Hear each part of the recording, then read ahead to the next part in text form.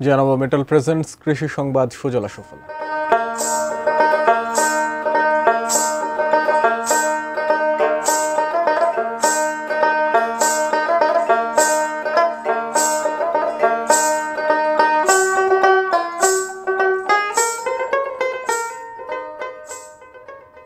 যেখানে একসময় চাষ হতো না কিছুই, সেখানেই আজ কাছে কাছে ঝুলছে স্বপ্নের বাদাম।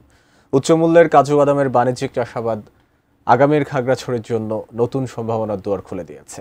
জেলা জুড়ে গড়ে উঠেছে কাজু বাদামের বাগান।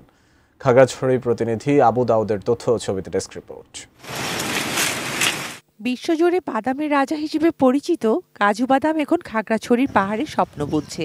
পুষ্টিগুণে ভরপুর উচ্চমূল্যের এই বাদাম শুধু রেস্তোরাঁ ও উন্নত মানের খাবারেই কদর পাচ্ছে না, বরং পাহাড়ের পতিত জমিতে এনে দিচ্ছে অর্থকরী সম্ভাবনার নতুন দিগন্ত।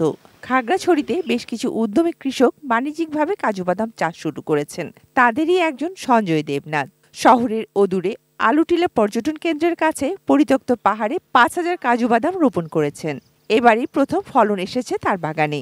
ছোট ছোট চারা লাগাইছি, আর এখন আল্লাহ নামলে মনে করেন যে বড় বড় হয়েছে চারাগুলা, সুন্দর সুন্দর ফল ধরতেছে, খুব সৌন্দর্য লাগতেছে আমাদের কাছে বাগানটা। প্রথম বছরেই আমার ফুলে ফলে গাছ পরিপূর্ণ হয়ে গেছে, কিন্তু এখনো ফলটা অতিমাত্রায় আসে না, যেহেতু নতুন গাছের বয়স মাত্র ২২-২৩ মাস।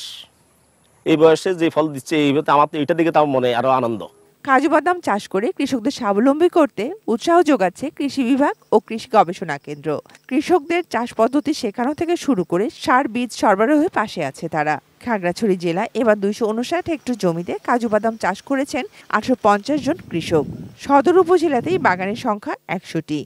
এই কাজু বাদাম এই প্রকল্পের আওতায় আমরা কৃষকদের মাঝে আরও নতুনভাবে আমাদের প্রসেসিং সেন্টারের মাধ্যমে গড়ে ওঠার মাধ্যমে কৃষকদের উদ্যোক্তা আমরা সৃষ্টি করতে পারবো। এর অত্যন্ত খরা সহনশীল একটা ফসল। তো এই কাজু বাদামের চাষ বাংলাদেশের পার্বত্য এলাকা, বিশেষ করে পাহাড়ি অঞ্চলে চাষ করা সম্ভব। এইটার যে প্রক্রিয়াজাতের যে সমস্যা আছে সেগুলো নিয়ে বাংলাদেশ কৃষি গবেষণা ইনস্টিটিউট কাজ করছে। Shakil Aziz, desk report, ATN news.